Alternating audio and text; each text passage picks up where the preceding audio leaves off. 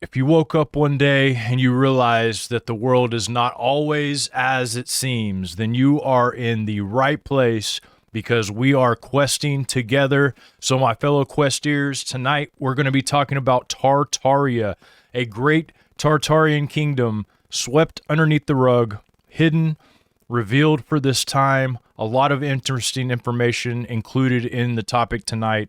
And I'm actually bringing on a guest named Ben Barlow, and he's going to be coming on with us in just a moment. I put together a few things that I wanted to share with you guys because of my experience in researching this and talking about it over the years before we get started, to kind of give you guys a grip on what we're talking about here. There's maps, so many maps of Tartaria. These are a few that I pulled up for you guys to look at, but if you research maps of Tartaria, there seem to be different ones. Some are different sizes. Some are like the Grand Tartaria. And there's actually writings about Tartaria and encyclopedias in the early 1900s that mention Tartaria as well. Our encyclopedias, our American encyclopedias that we had here, mention these. And I've showed that in many of the broadcasts. So it's not like it's some conspiracy theory that it even exists. I'm going to repeat that. Tartaria is not a conspiracy theory. It is something that exists that we don't quite fully understand. Let's put it that way. With talks of the mud floods, you see things like this, to where mud and roads have covered up much of the lower floors of these buildings, and you see castles that have completely been melted, almost melted into stone from their actual architecture in the middle of the ocean. This is very strange stuff. Oddfellows Homes, which is a Freemasonic secret society organization that had asylums all over the world. You have orphan trains, hundreds of thousands of orphans, real life Cabbage Patch Kids that were going on right around the same time, children being sold at world fairs inside incubators. Incubator Babies, guys. Stay tuned for this. And before we get started, if you'd like to come and meet me in person, I'd love to meet you. I'm doing a couple conferences for sure this year, and I have those two links in the description below. One is coming up very soon. It's called Faithfluences in Northern Kentucky. And the other one's coming up later this summer in Springfield, Missouri. It's called Remnant Rising 2.0. And some of the guests that you guys have seen on here will actually be at that conference speaking. So I'm super excited about both of them. And I love meeting people in person. I think it's the one thing that is going to hold us together, because right now, digitally, we're all so separated. So it's nice to be able to see like-minded people and get together and do those kind of things. Also, if you're in pain, don't wait any longer. Go check out the Nano Extreme Pain Cream. Hundreds of you guys have already tried it, and I am excited about offering them as an affiliate because they do work. They're the only pain cream in the world that they're all of the ingredients in here. Every single one of these natural ingredients go through all 7 layers of your skin. So they actually work. And I've been there, checked out the lab, checked it all out. You guys need to check it out. I don't know what you're waiting for. You got nothing to lose but pain, so try it out. Guys, enjoy this interview with Ben Barlow. And if you want to see the whole interview unedited completely, because I had to edit some of it, it's really, really good too, the parts I had to edit out. I hate to have to do that, but this is the world we live in. Go to poundersquest.com, and you're going to be able to check out some of that stuff. Oh, yeah, poundersquest.com. You guys got to check it out if you haven't yet. It's pretty new. My wife put it together for me, did a fantastic job, so go check it out, guys. Links in the description below. Enjoy the broadcast. The world keeps lying, but he won't retreat on his quest for truth. Yeah. Truth, quest for truth. They can't stop me, they can't block me. Moving through, got that fire, they can't block me. Quest for truth, breaking chains, making waves. That's what I do. When they hate, I create. Welcome, everyone, to Pounder's Quest. I have today Ben Barlow here, and he is a podcast host, a researcher, and specializes in all kinds of ancient studies. And today, we're going to be talking about Tartaria, one of my favorite subjects, something that I've been super interested in since I found out. So we're going to have Ben coming on here to talk about that, talk about the changing of names, what happened to the Tartarians. So, Ben, welcome to the broadcast, man. Thank you, John. Appreciate it. Yeah, tell the audience a little bit about yourself, what they should know about you, and then we'll get into the subject. So just a little bit of background on me. Grew up Salt Lake City, Utah.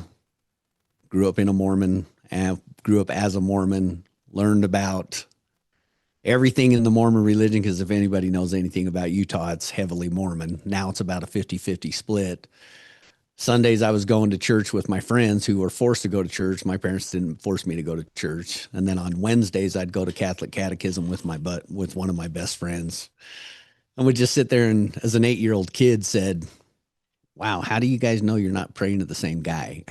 It was just, as an 8-year-old kid, that's pretty profound to me.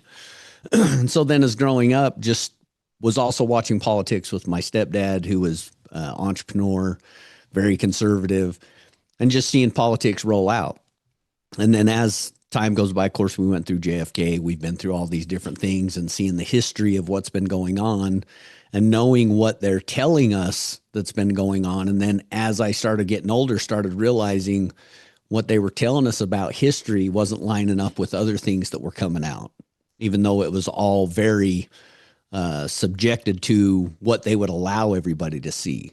So then I would just slowly but surely start digging into some things. I've been back in Utah for 24 years. I moved to Phoenix at 18, lived there for 16 years, moved back to Salt Lake City 24 years ago. And in the last 30 years, I started deep diving into a lot of various different subjects. And it's not stuff that you can find. Obviously, you got to rabbit hole down some things to get to some truth. And just started really looking at a lot of these things, World War II, current wars, everything that we've been going on through, and realizing that the stories that they're telling us as to what has happened is not lining up with reality. So that's how I've gotten to where I'm at. I know all about the sovereignty subjects. I've been across the United States with the Truth Tour, speaking to sovereignty. I've been all across the United States, from California to Florida, from Texas all the way up to North Dakota, putting on my own seminars. Ben Barlow Presents Your Right, Your Life, speaking about taking back the sovereignty that our government has taken from us. Very interesting. We'll definitely have to talk more about that subject on another time, because I think that a lot of people can benefit from that. If, I've never really studied that subject enough, I would say, but I know that we have mutual friends and they've talked to me about it, and we've been going on some of these steps, but that's an interesting subject. So correct. what I guess sparked your interest about Tartaria? I know my story, but I'm wondering about yours. I'd been going through seeing World War II and things that were happening or that did happen, and then hearing how what actually turned out was not what they reported. Then I started diving into Knights Templars and stuff like that and hearing what their history was. And then it just led me right into the Tartarian Empire, how it's been literally obliterated off the face of the planet. No real information has been on it other than in the last probably 5-6 years. And finding out that they literally erased them from history. And so that's what, as I was into the Knights Templar, because the Knights Templar disappeared off the planet too. A lot of people don't recognize that happened. The Vatican was going after them and they just basically disappeared. Well, I don't think they disappeared. I think that they became these other people. And that's where I'm going right now, as I'm diving down into Tartaria, because I found out about Tartaria about 2 to 3 years ago. And as I start getting into what led me to Tartaria was the mud floods in the United States. And a lot of people don't realize here in the Great Salt Lake, we have something that was called Saltaire. It's still there, but it was rebuilt. But Saltaire was a event location. Now it's an event location, but back then you would go to the Great Salt Lake because it's heavily salted. It's basically the Dead Sea in essence. There's some ties to that I can go into in a minute as well. But the building structure there was not normal structure. It was from the Tartarian Empire. There was other buildings that were built here in Utah that were not from our engineering or architectural structures. They were somebody else's structures that were built here.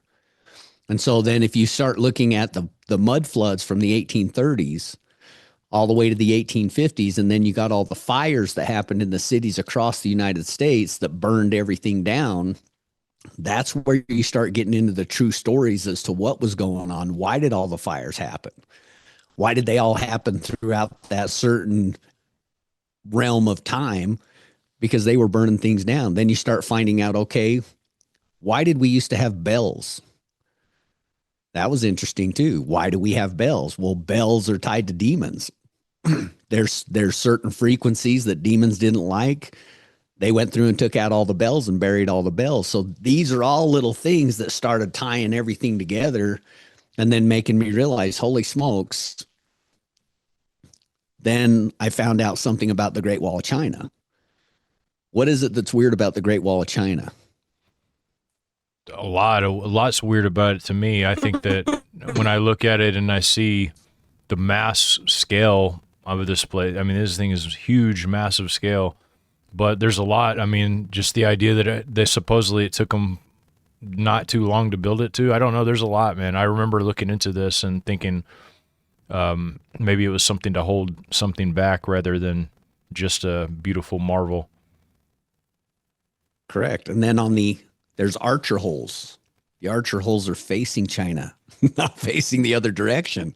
So that was another thing for me that I'm like, what was there before that built that to keep those Chinese out? Was it to keep the Mongols out? What was it? What was it there for? So all these things start tying together.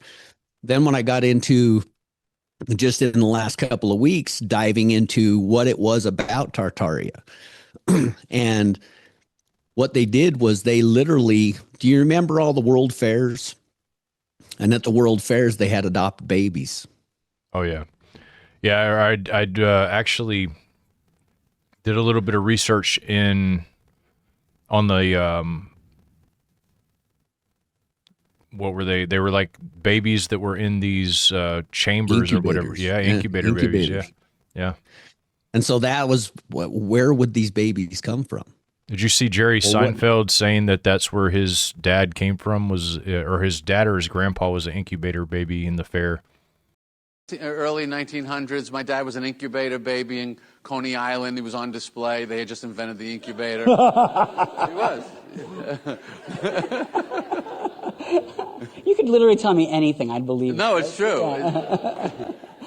Your mom was an orphan. Your dad left home. He was an orphan also. What did each of them tell you about their situations growing up? They didn't talk much about it, but there was a toughness. Both growing up in orphanages, or in my father's case, really just running from apartment to apartment. And why? Because they had no money. So it was a bunch of kids. It was a home where they were not able to live for some bad reasons. And so they decided to set off on their own as a group of brothers and sisters. So it was a lot of street hustling, of selling whatever you could get on the street, and usually they could not make the rent, and after 3 months they would just bolt and get another place. And so there was that toughness. I was lucky to be around that. Usually if the parents have a tough life, the kid's life is too easy and they screw up, and then their kids get tough, hopefully.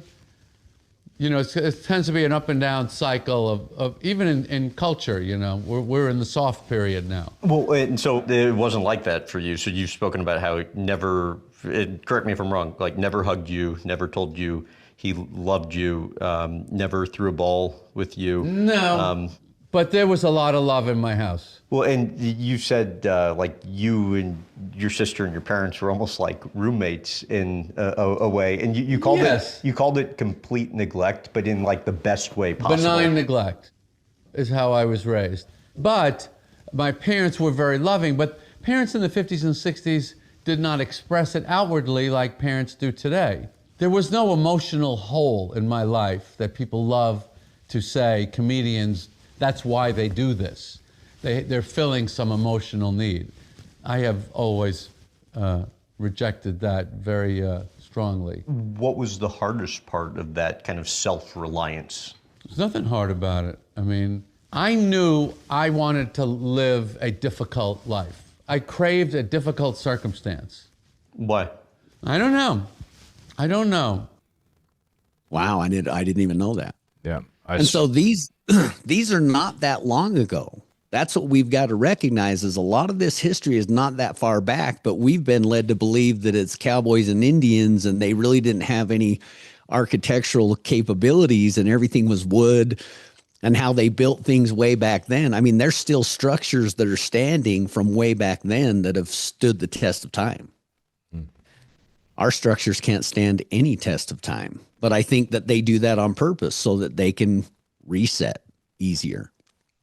So in your research of Tartaria, what have you found out about that? Because I remember when I found out, I'll just kind of give you a rundown. I was at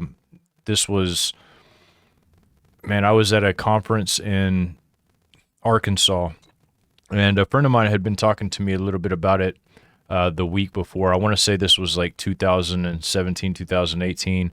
And I was kind of arrogant about it because I studied history. I thought I knew history. And then I went to this Airbnb there in Arkansas where we were staying, and I saw these globes that were everywhere. And they all had this huge mass of land called Tartaria on them. So I'm like, maybe that's a sign I should look into this just a little bit more. And so when I did, I found that CIA document that was now disclosed to everyone. People can go check it out online, but it talks about Tartaria, how they wanted to strike the record from history. Once I found that out, I was intrigued, and then I noticed that literally hundreds, if not more, people were kind of jumping on and talking about Tartaria to where it got so muddied, no pun intended, muddied, that it was really hard to figure out what is true information about Tartaria, what's true Tartarian architecture, what are all these things. And so what were you able to find navigating through all that? So what really led me into the Tartarian stuff, besides knowing what the Knights Templar did, the Knights Templar, for most people that don't know, they were created to, as people went to the Holy Land, they could go to that land, they could drop off their gold or whatever to the Knights Templar. They could now journey to the Holy Land. They could pick up their money on the other side. That's what the Knights Templar did. And there was a fee involved. So going current with what's happening in our banking system, I started deep diving into, okay, what was the tie between the Knights Templar, and there was a different money system before, I don't want to say the name, but the central banking system that is owned now by a certain family. Right. Before they came into the purview of anybody, there was a different banking system that was going on, and that was ran by the Tartarians. They charged a fee for services. They didn't charge any usury. And so then I started, that was only just in the last couple of weeks that took me deeper into this Tartarian stuff because of current times and the banking system that's changed multiple times over. So then I start looking back into there. Well, at the same time that the Knights Templar ended, within a year or so, the Tartarian Empire started. And the Knights Templar just disappeared. Well, they had the same type of a system that was a fee type of system is what they charged, and everybody benefited from their system, where that's not the current system that we have, where everybody is losing in the current system. And so that's what took me down in to start researching more and more about the Tartarian Empire. And then at the end of the Tartarian Empire was when this certain family came in and took over the banking. Well, through my researches, they went in and took over the entire Tartarian Empire, took all their gold, took everything about their banking system and swapped it right into their banking system. So it's tied. What mechanism do you think they used to do that, and when? What do you think the time period? Oh gosh, I wish I would have had that, because I had that information up the other day. If you look up the Knights Tent, let me just look it up real quick. Okay.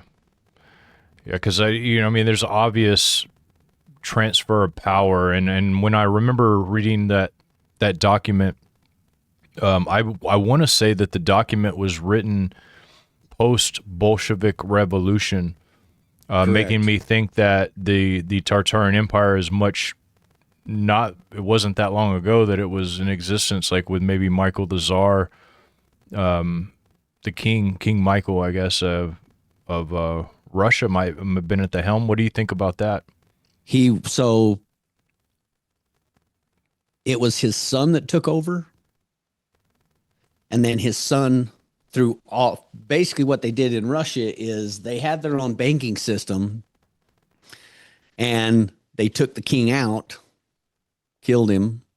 Then his son came in and took over, but they had already gotten all their people surrounding as the advisors to the kingdom, and they advised the son into this central type banking system. Was what I just literally read that the other day, because that's where we've got to start recognizing that all these things that are going on are all tied together.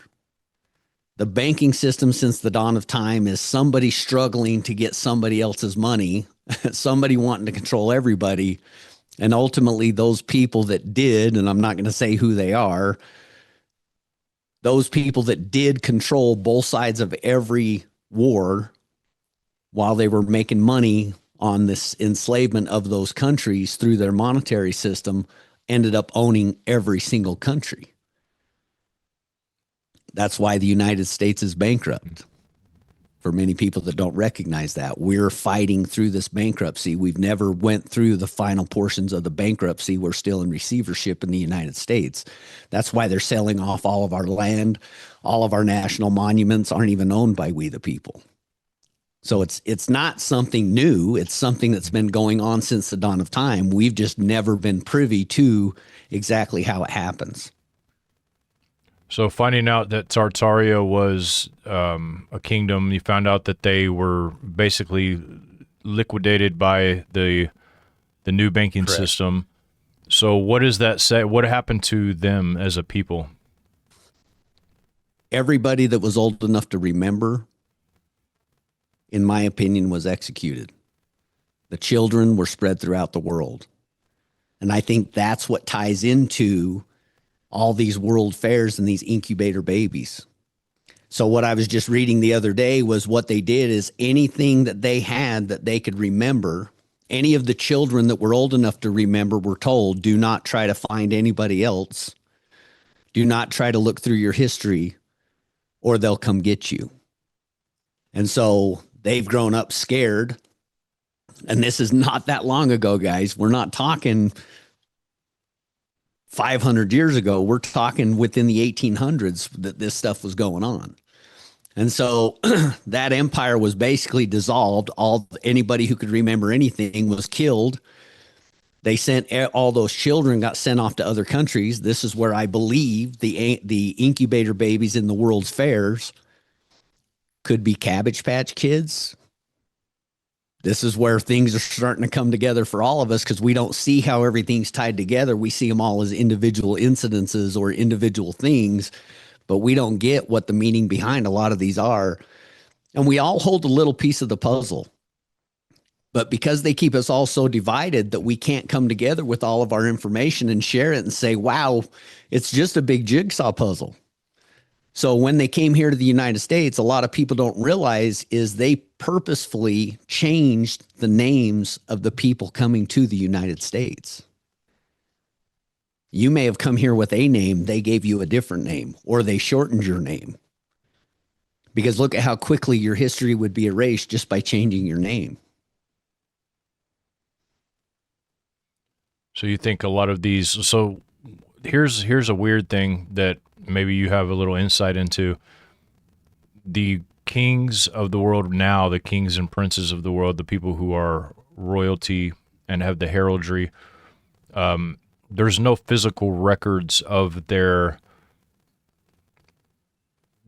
all of the records they have are their records, but most physical records were destroyed about most people's genealogies going back. Correct. Absolutely. What do you make of that, of the current royalty status, and where are they? Who are they? Well, they're Germans. The current royalty that we think is Britain are not even British. They're not even English. They're Germans. That's why there's a lot that's tied to that German Empire. Hitler was not who they said he was. Everything that they've bastardized about him, And they've never let us understand what he was actually saying. They just played it in German. Well, most people here in America don't understand German. And they've played this story over and over and over again that he was a bad guy and he was out to have the perfect race of the world, and none of that was true. That's not what he wanted. He was fighting this same group of people that put together the Bolsheviks. The Bolsheviks were the communists, not Hitler. Hitler wasn't a communist. And so even our own General Patton, towards the end there, his own words was, I think we were fighting for the wrong side. We allowed the wrong people to win, being the Russians. But see, we don't talk about the Bolsheviks because they've erased all that history of what was actually going on with the Bolsheviks, even in Ukraine. And I think it's all tied together because I think that was a powerful empire. And they had to take that empire out because that empire originally, the Rusks, it wasn't Russia. They took out the Kazarians originally a long time ago. And the Kazarians became the coin changers. And the coin changers are the ones who funded every side of every single war since the dawn of time. But they got chased out of Khazaria down into modern day Germany and France as the coin changers. And that's who controls the world today. It's all tied together. These are not little incidences that are separate from each other, like these little skirmishes. It's all for world power and world dominance. And it all, when you hear the term, this is biblical, it truly is biblical. And it's not in a sense of that it's going to tell us this story biblically, that this is truly the fight between good and evil. That's my opinion. But it's playing out real time right now. The money changers have the upper hand because they control the flow of money, and it seems like technology. Doesn't it seem that way? I mean, what do you think's going on? So the Khazarians were invaded by the Rusks because they were worshiping Moloch, the sun god. They were sacrificing, they were stealing all the wealth. That was a trade route through there, that they were using witchcraft. They were very evil people.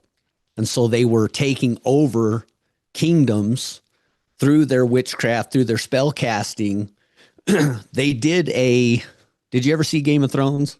Mm-hmm. I saw like at least the first 2 to 3 seasons of it. I didn't see all of it, but yeah, I saw enough. Do you remember where the youngest girl went to the faceless people?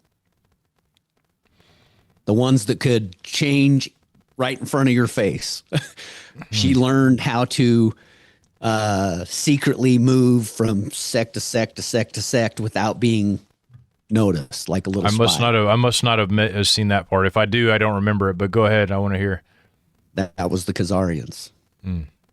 They're the faceless people. So after he said that, I went in and checked out these faceless people. Let's read what it has to say about these people. This is interesting. It says, the faceless men originated in the slave mines of Valyria before the Doom, where slaves from diverse lands prayed to different gods for release. The first faceless man granted the gift of death to the most tormented, establishing a tradition of mercy through death. They worshipped the many-faced god, a deity representing death in all cultures, known by different names as the Stranger, the Lion of Night, or the Black Goat.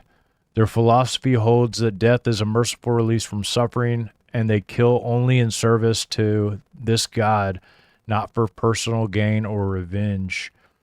Their headquarters, the House of Black and White, checkerboards much, in Bravo, serves as both a temple and a sanctuary for the dying. Worshippers may drink poison water to receive painless death, and the temple contains alcoves and pools for ritualistic purposes. The faceless men preserve the faces of the dead in deep vaults, which they use and disguise themselves during assassinations. These spaces are magically enhanced so the wearer perfectly resembles the deceased, even inheriting some memories. That's so interesting because I don't know if you guys have seen all of the different lookalikes of celebrities over centuries that have seemed like they just keep coming back. Same physical markings, all this stuff. It's just crazy. So anyways, let's see what else. So the Rusks went in, invaded Khazaria because they were sacrificing all the children. They were stealing and sacrificing them to the sun god Moloch, which is what we're seeing. That's Baal. And so they were stealing the wealth out of all these countries too. They would assume the identities of travelers that would be traveling through the trade routes, kill them off, assume their identities, and go pilfer their wealth. So the Rus went in there, invaded Khazaria. The Khazarian king fled out of there with all of his oligarchy and all of his people, and they fled down into modern-day France and Germany as the coin changers. So they're the ones with the money. They're the ones who back up all the technology. And that's where our technology, a lot of our technology is coming from, are these people that are tied to them. Palantir. I mean, there's Oracle. And they're commandeering everything because I think they want to do another reset. Do you think that there's a chance that they're going to lose this time?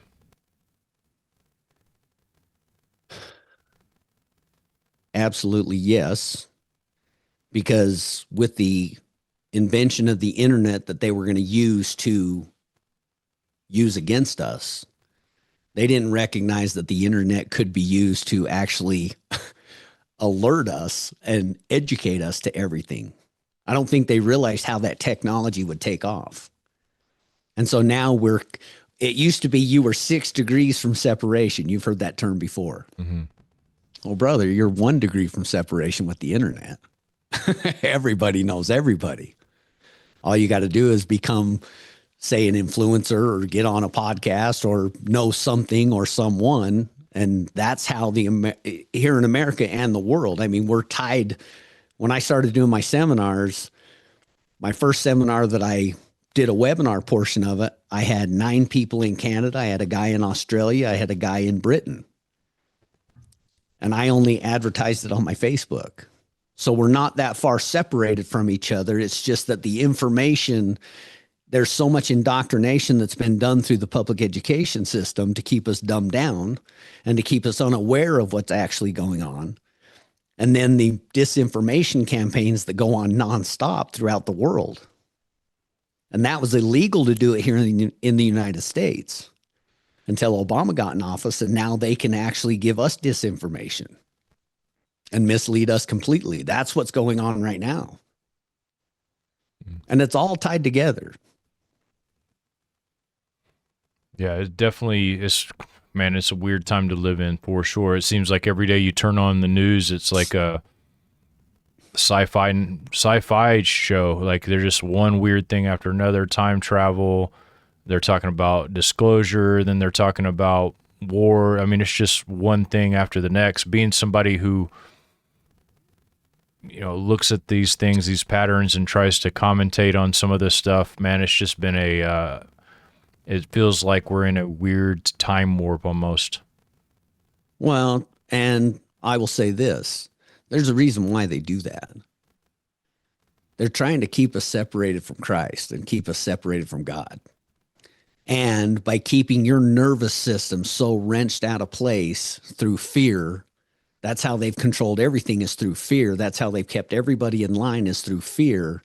And people just aren't as fearful because there's a lot more information out there saying, hey, it's the Wizard of Oz behind the curtain. And people are now starting to say, well, what does that mean when people say that? Well, this is the Matrix. Well, what does that mean when people say that? Because they're very real and very true. They're just not this caricature that we've been led to believe, or this Hollywood movie theme that is supposed to seem like fantasy and not reality, where it's reality. Mm-hmm. And that's most people can't handle it, John. That's the problem, because their nervous system is already so overtaxed that to give them a little more information, it just makes them, how can I say it? Overwhelmed, overloaded beyond what they already were. Right. Do you think that Tartaria is like, I think that it is, but for me anyway, I think it is. But do you think it's like, for most people, this could be one of those things that causes people to wake up to the idea that our history could be falsified? Because it It took Correct. something like this for me. I mean, what do you think? I think it would do twofold. I think that,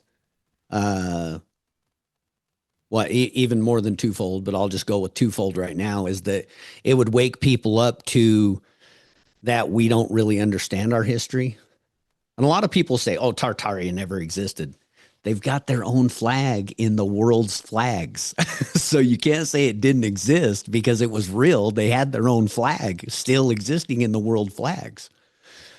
This is one of those rabbit holes that I feel like you don't even have to jump down the hole. You can just stick your hand there and grab a rabbit and pull it out.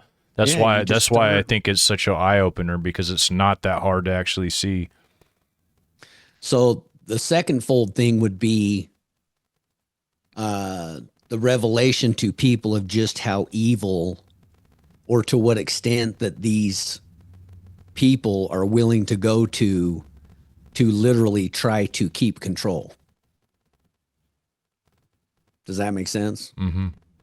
And they're willing to go to whatever means, whatever odds they have to maintain control. And I think that's going on right now when you're seeing California burn down, Hawaii burn down. These are not just fires that started up out of nowhere. These are fires that literally were set on fire. And I don't think it's a couple of guys ran out there and started a fire. I think they're EMPs. And so that's where I'm saying, I think this is just another reset. They're literally making us so weak. Our food is depleted of anything nutritional. There's no mineral values to it. So that's why we have a big supplement universe out there. And what are all the supplements now made out of? Petroleum based. Who owns the petroleum? These same families.